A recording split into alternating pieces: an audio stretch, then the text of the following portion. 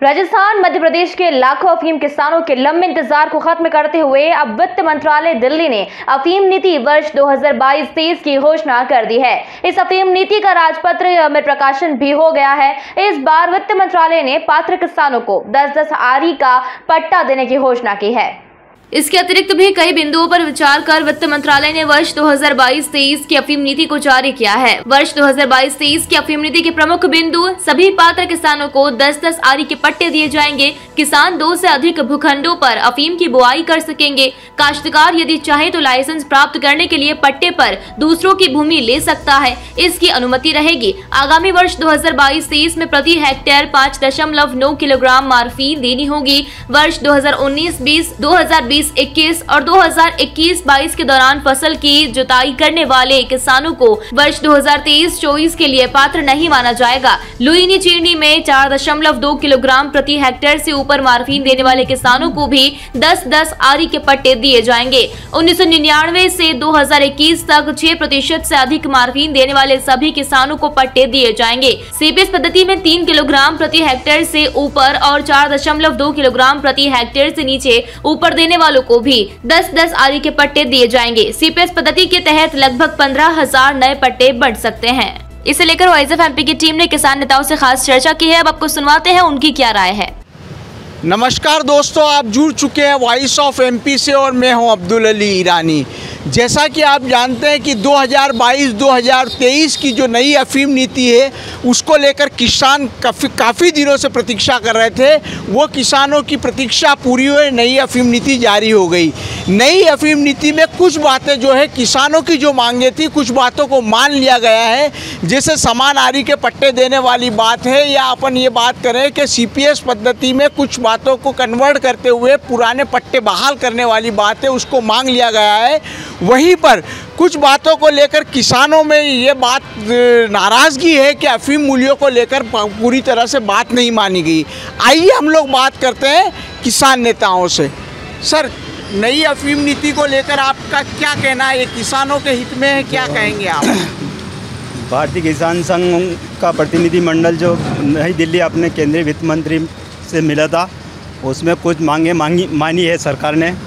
उसमें हमारे जो एक तो मांग मुख्य ये रही है कि समान आरी के पट्टे 10-10 आरी के पट्टे देंगे। उसके अलावा उसमें एक ये पॉइंट भी ठीक है कि वो उन्होंने बताया है कि 3 पॉइंट से 4.2 तक जो अफीम में मार्फिन में रुके हुए पट्टे, उनको किसानों को 10-10 आरी के पट्टे मिलेंगे। और 4.2 से ऊपर है उनको तो वो ही है, और उनको 3 पॉइंट से ऊपर वालों को मतलब सीपीएस पद्धति में मिलेंगे पट्टे। तो इस प्रकार 2-3 मांगे मानी है। और आगे जो मांगे हैं हमारी मूल्य वृद्धि को लेकर थी, 2-3 मांगे और थी, उनके विषय में अभी कुछ घोषणा नहीं हुई है। इसे संभावना है, चलो आगे लड़ाई जारी रखेंगे। सबसे तो पहले तो मैं वॉइस ऑफ एमपी टीम को बहुत बहुत धन्यवाद देता हूं कि वो पिछले लगातार वर्षों से अफीम किसानों की लड़ाई लड़ता आ रहा है और इस अफीम नीति को जारी करवाने में महत्वपूर्ण भूमिका निभाने वाले वित्त मंत्रालय जो डायरेक्ट भारत सरकार के अंतर्गत रहता है, वहाँ तक लगा रहता है वॉइस ऑफ एमपी। और पल पल की अपडेट हमारे सांसद महोदय के द्वारा जानकारी एकत्रित कर, प्रशासनिक द्वारा एकत्रित कर किसानों को तो पहुँचाता है और किसानों की समस्याओं को समय समय पे उठाता है। उसके लिए वॉइस ऑफ एमपी को बहुत बहुत धन्यवाद। यह जो अफीम नीति जारी हुई है, देखा जाए तो बहुत सालों बाद इतनी अच्छी अफीम नीति आई है जो किसानों के कहीं न कहीं हित में कह सकते हैं। वर्तमान जो 2021-22 में जिन किसानों ने खेती की थी, उनको जिस अनुपात में कृषि के लिए लाइसेंस जारी किए गए थे, उस अनुपात में औसत ग्रेड से सीपीएस पद्धति में लूनी चिराई में उनको पट्टे जारी किए गए, बहुत ही शानदार। दूसरी ओर इसका एक बहुत ही विपरीत पहलू भी है। इस अफीम नीति में बहुत बड़ा चढ़ाकर बताया जा रहा है कि किसानों को बहुत सारे नए अफीम पट्टे दिए जाएंगे, जो सरासर गलत है।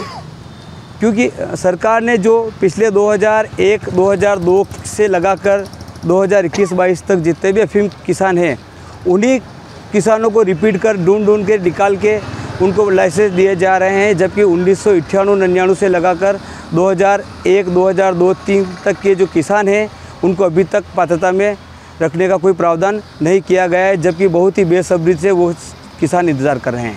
बिल्कुल, आपने बहुत अच्छा प्रश्न किया। अफीम अफीम मूल्य में एक बहुत ही बड़ी विसंगति है। जब किसान अफीम तोल सेंटर पे जाता है तो उसको औसत ग्रेड के आधार पे पेमेंट दिया जाता है, और वही अफीम जब फैक्ट्री में जाती है तो मार्जिन परसेंटेज के आधार पे उसके पट्टा जारी किया जाता है। यानी कि आप पॉलिसी के अंतर्गत अफीम किसान से प्राप्त कर रहे हो, उसी पॉलिसी के अंतर्गत ग्रेड के आधार पे अफीम का मूल्य निर्धारण होना चाहिए, और किसानों को एक निर्धारित लागत के अनुसार मूल्य समय के साथ बढ़ना चाहिए। कृषि में अफीम के उत्पादन में हर साल दर साल खर्चे में बढ़ोतरी हुई है, जबकि मूल्य वृद्धि में अभी तक कोई बढ़ोतरी नहीं की गई है। और अभी देखो, जब तक भारतीय जनता पार्टी की केंद्र में सरकार है और जब तक हमारे सांसद सुधीर गुप्ता है, जब तक ये कोई आशा नहीं कर सकते कि अफीम नीति में किसानों के हित में कोई निर्णय लिया जाएगा।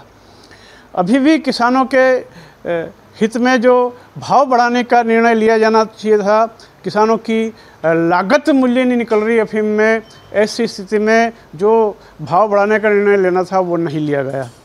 जो किसान ये मांग कर रहे हैं कि जो कोडिन फास्फेट और इसकी जो क्वालिटी बहुत अच्छी है और यहाँ की अफीम की क्वालिटी अच्छी है, ऐसी स्थिति में जो पट्टे बढ़ाने चाहिए थे, पुराने कई सालों से कटे हुए जो अनुभवी किसान हैं वो भी इंतज़ार कर रहे थे, उनको पट्टे नहीं दिए गए हैं। इसके अलावा जिस तरह से डायरेक्ट डोड़ा ले रहे हैं किसान से, किसान मेहनत करके और अफीम निकाल के देना चाह रहा है, वो नहीं ले रहे हैं और डायरेक्ट डोड़ा ले रहे हैं।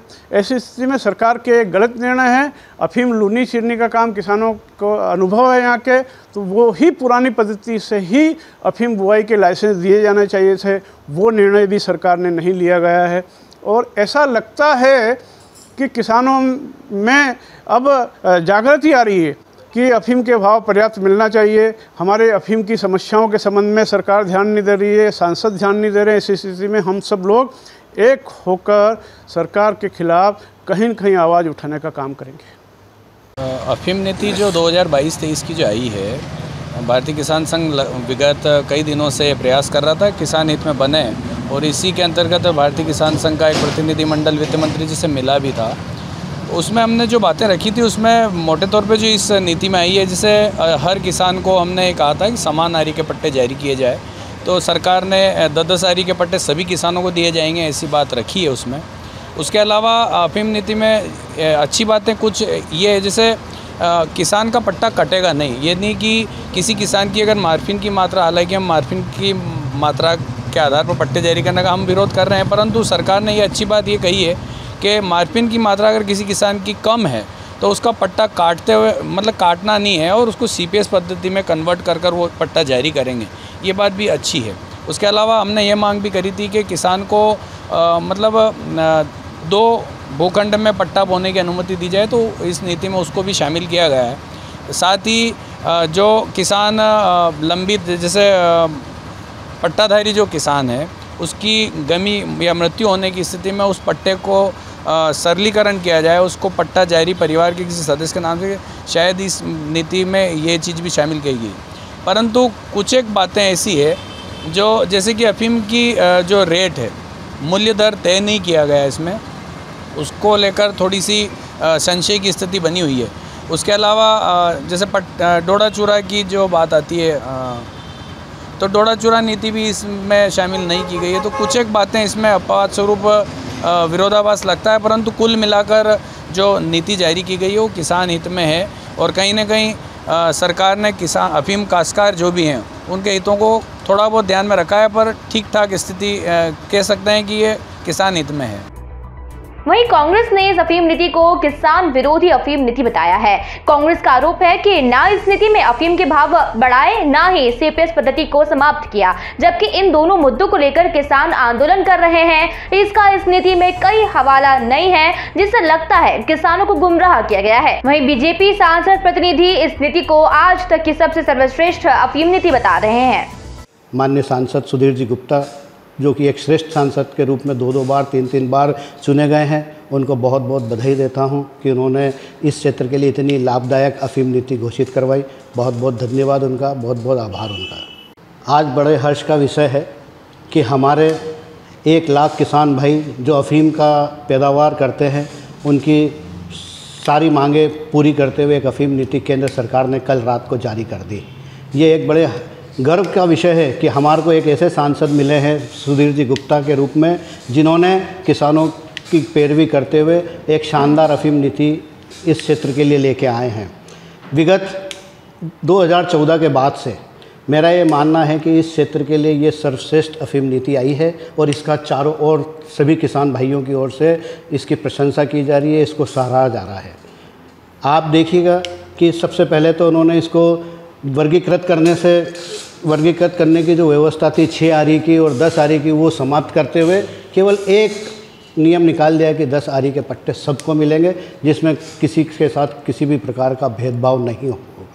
दूसरी बात, आज पहले हमारे पास ये व्यवस्था नहीं थी कि किसान के पास अगर उसकी ज़मीन नहीं है तो वो बेचारा खेती नहीं कर सकता था। कई किसान ऐसे थे कि जिनके पास लाइसेंस तो थे लेकिन उनके पास खुद की ज़मीन नहीं थी। आज हम देख रहे हैं कि इस अफीम नीति के अंदर उसको भी पूरा किया गया है। किसान चाहे तो उस पर लीज पे लेके ज़मीन पे अपनी खेती कर सकता है या फिर कॉन्ट्रैक्ट बेस के ऊपर किसी से भी अपनी ज़मीन लेके अपनी खेती कर सकता है। तो इस तरीके से एक वो किसान जिसके पास खुद का कुछ नहीं है वो भी अफीम की लाभदायक खेती कर सकता है, अपना जीवन यापन उस ज़मीन अफीम की खेती के माध्यम से कर सकता है।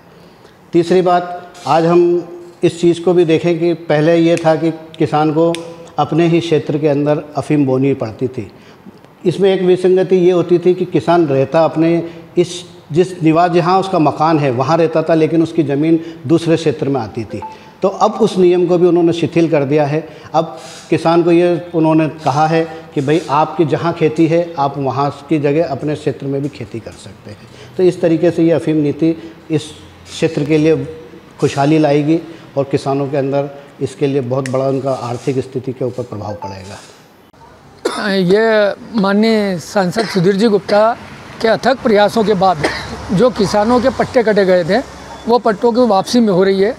और मैं केंद्रीय नेतृत्व को भी, सीतारमन जी वित्त मंत्री, उनको भी धन्यवाद दूंगा कि उन्होंने बहुत अच्छी हमारे सांसद जी कहने से एक नीति बनाई है। इस नीति के अंतर्गत 98 से 2000 के बीच में जो भी पट्टे कटे हैं उनके लगातार अगर 4 वर्षों से अगर औसत बढ़िया मिली, किसी वर्ष कम दिए और उस कारण कट गए तो उनके 4 वर्षों के औसत के हिसाब से उनको वापस पट्टे बहाल किए जाएंगे।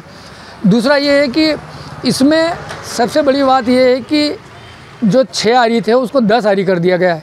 और हमारे जो सांसद जी ने उसमें जो CPS पद्धति से जो डोड़ा जो मार्फिन निकाली जाएगी उसमें भी रकबा बढ़ाने की बात करी कि भाई इनको हम जो कटे हुए हैं, जिनके कटे हुए उनको CPS पद्धति के अंतर्गत पट्टे जारी किए जाएंगे।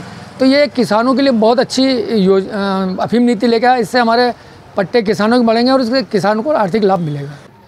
अफीम मूल्य को लेकर अभी हमारी सांसद जी से मिल गया है तो वो चर्चा में है ये विषय कि कहीं ना कहीं किसानों के साथ अच्छा हो, उसके लिए प्रयासरत है। किसान नेताओं से बातचीत हुई, राजनीता से जुड़े लोगों से भी बातचीत हुई।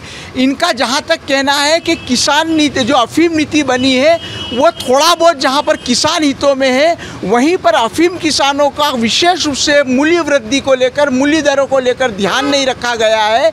और साथ ही साथ कुछ और विसंगतियां हैं जिसकी ओर किसानों को, सरकार को और ध्यान देकर किसानों को राहत देने की आवश्यकता है।